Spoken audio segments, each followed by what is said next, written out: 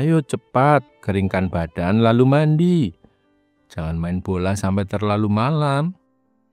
Loh, Papa kok tahu kalau aku habis latihan bola? Orang tua pasti mengenal kebiasaan dan karakter anaknya, karena kita kan setiap hari bertemu dan berkomunikasi.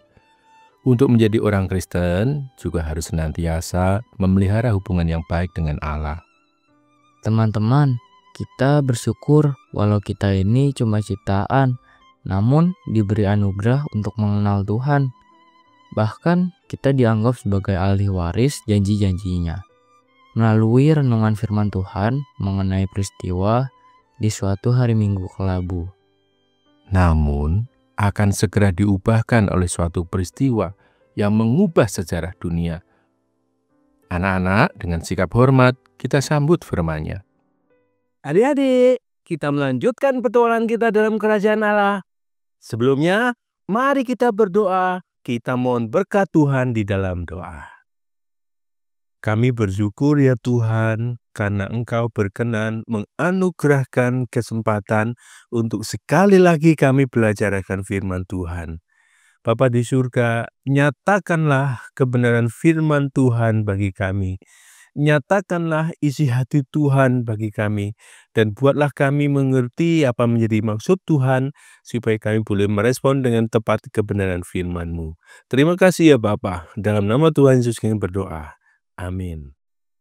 Adik-adik, dalam petualangan kita sebelumnya, kita telah melihat bahwa Yusuf Arimatea dan juga Nikodemus cepat-cepat menguburkan Tuhan Yesus karena hari semakin sore dan sebentar lagi mereka memasuki hari Sabat. Nah, ada begitu banyak perempuan yang menjadi pengikut Tuhan Yesus. Salah satu di antara mereka adalah Maria Magdalena. Dan mereka itu sebenarnya juga ingin sekali untuk memberikan minyak dan merempah-rempahi Tuhan Yesus ketika Tuhan Yesus mau dikuburkan. Namun karena keadaan, maka mereka tidak mempunyai kesempatan untuk itu. Hal itu membuat perempuan-perempuan itu dan juga Maria Magdalena menjadi sangat sedih dan galau hatinya. Itulah mengapa ketika hari Sabat sudah lewat, di pagi-pagi benar di hari Minggu itu, perempuan-perempuan itu pergi ke kubur Yesus untuk memberikan minyak dan untuk merempah-rempahi Tuhan Yesus.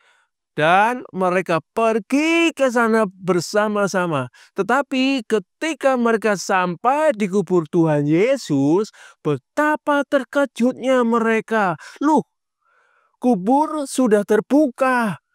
Batu penutupnya sudah tidak ada di tempat. Mereka kemudian cepat-cepat masuk dan mendapatkan bahwa Tuhan Yesus, mayat Tuhan Yesus tidak ada di tempatnya. Mereka sedih sekali. Apalagi Maria Magdalena. Dia beranggapan bahwa tentulah mayat Tuhan Yesus sudah dicuri orang.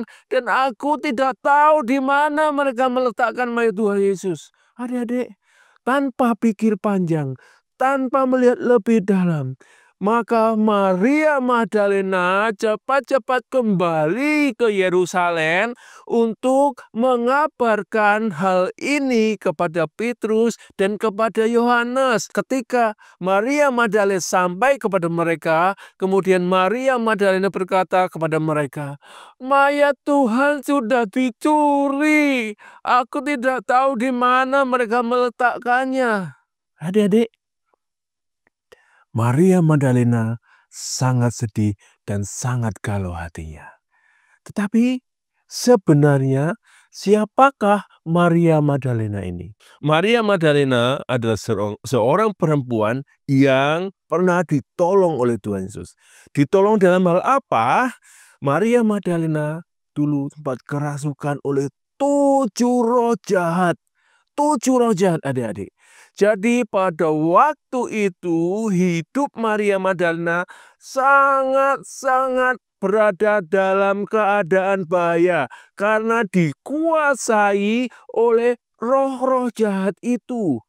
Dan yang sanggup untuk melepaskan Maria Magdalena hanyalah Tuhan Yesus. Dan setelah dilepaskan oleh Tuhan Yesus, maka Maria Magdalena hidup dalam pimpinan kasih Tuhan. Seolah-olah Maria tidak bisa hidup tanpa kehadiran Tuhan Yesus. Bagus bukan adik-adik? Bagus, tetapi ada salahnya. Mengapa? Karena Maria Magdalena kemudian mendasarkan hidupnya pada pengalaman kehadiran Tuhan Yesus itu dan bukan bersandar kepada setiap firman yang telah Tuhan Yesus sampaikan kepadanya. Sehingga ketika dia tidak melihat mayat Tuhan Yesus, dia sangat sedih dan galau. Padahal seharusnya dia ingat bahwa Tuhan Yesus pernah mengatakan bahwa dia akan bangkit. Dan Maria Magdalena tidak mendasarkan imannya kepada firman Tuhan itu, tapi hanya kepada pengalaman hidupnya. Adik-adik, apakah kasih Maria Magdalena dikasih yang benar? Ya, ada salahnya.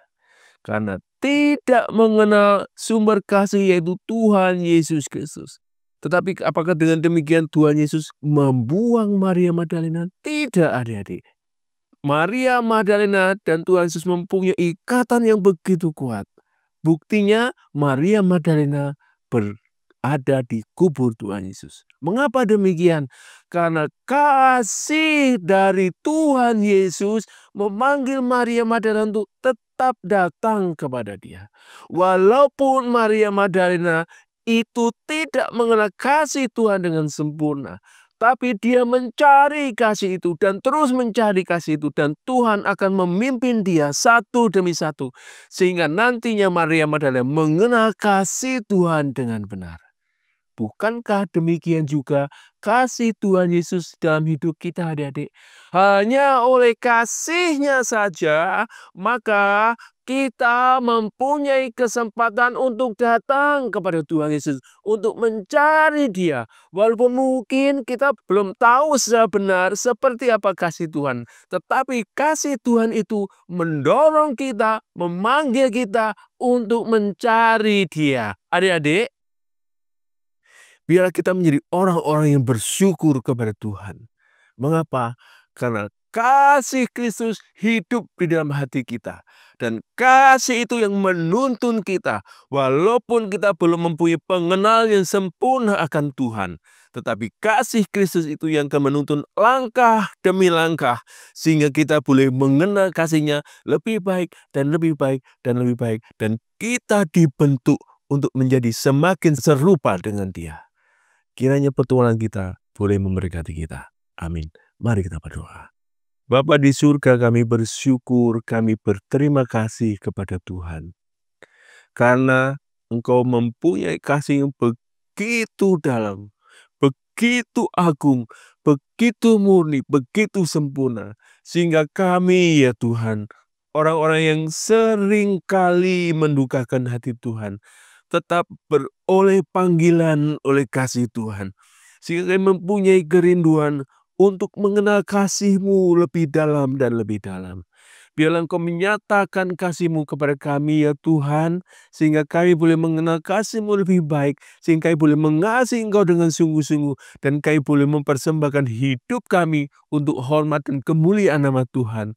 Dan biarlah Engkau memakai kami ya Tuhan, menjadi alat di tangan Tuhan, agar dengan hidup kami, banyak orang mengenal Tuhan Yesus yang mengasihi orang-orang berdosa. Terima kasih Bapa di surga. Dalam nama Tuhan Yesus kami berdoa. Amin.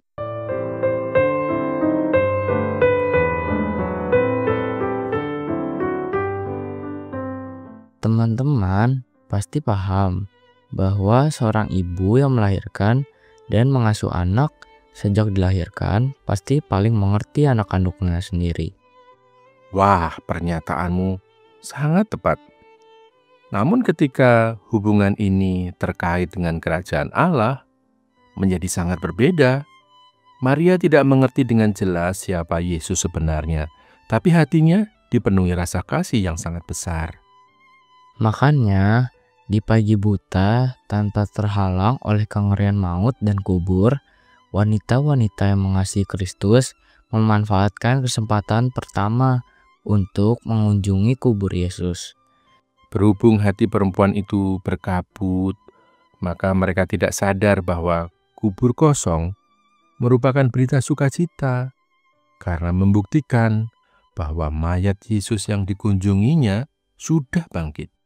Sikap kita juga sama, terlalu sering berkeluh kesah karena barang ini dan itu yang dianggap memberi kenyamanan kepada kita diambil. Padahal sebenarnya diambilnya barang yang kita tangisi adalah untuk membangkitkan kenyamanan rohani kita. Jiwa yang penuh kenikmatan dan membuat hidup penuh sukacita. Mari kita berbagi suka duka dalam persekutuan saudara seiman dengan membaca Yohanes pasal 20 ayat 3 sampai dengan 10. Dah.